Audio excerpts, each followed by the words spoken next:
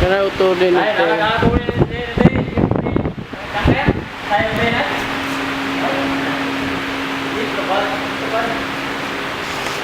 sửa chữa ô tô.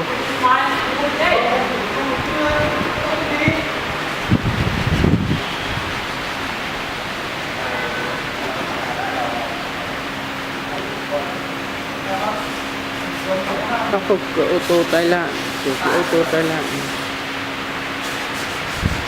Rồi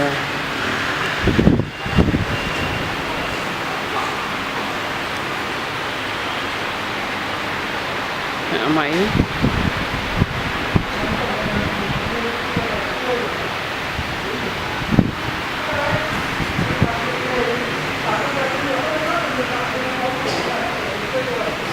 Đây là chiếc ô tô Toyota Highlander bị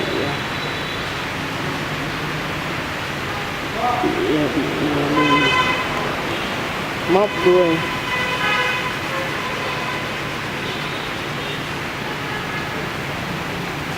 Sắp được sửa chữa. Đây là chiếc Nissan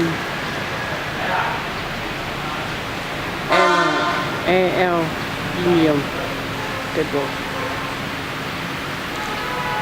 được bạc đuôi và ba đợt sốc trước. Navara, Nissan Navara.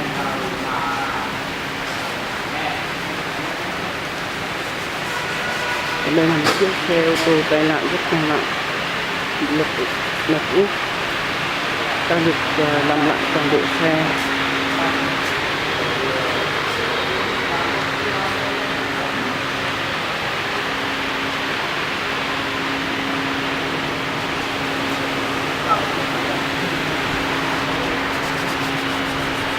Kia là showroom ô tô bên Tây, khu bán ô tô cũ và có một số ô tô mới nhập khẩu.